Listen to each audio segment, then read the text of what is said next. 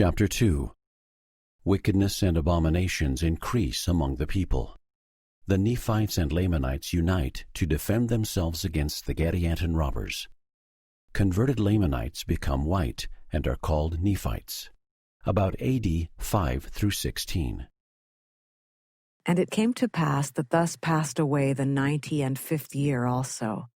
And the people began to forget those signs and wonders which they had heard, and began to be less and less astonished at a sign or a wonder from heaven, insomuch that they began to be hard in their hearts, and blind in their minds, and began to disbelieve all which they had heard and seen, imagining up some vain thing in their hearts that it was wrought by men and by the power of the devil, to lead away and deceive the hearts of the people.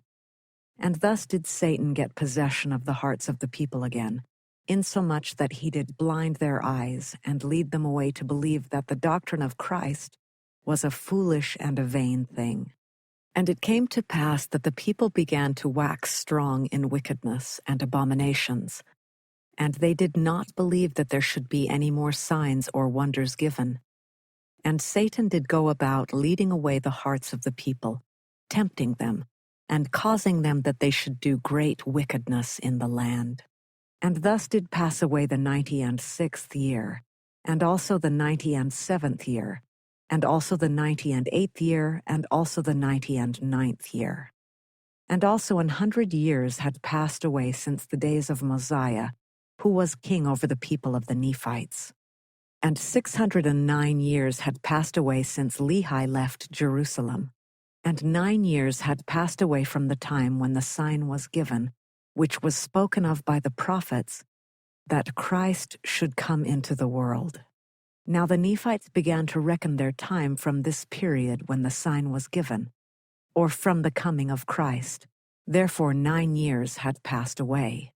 And Nephi, who was the father of Nephi, who had the charge of the records, did not return to the land of Zarahemla, and could nowhere be found in all the land.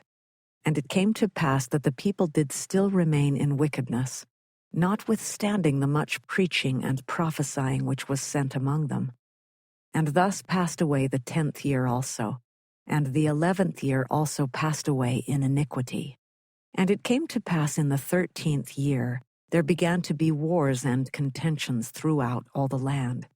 For the Gadianton robbers had become so numerous, and did slay so many of the people, and did lay waste so many cities, and did spread so much death and carnage throughout the land, that it became expedient that all the people, both the Nephites and the Lamanites, should take up arms against them.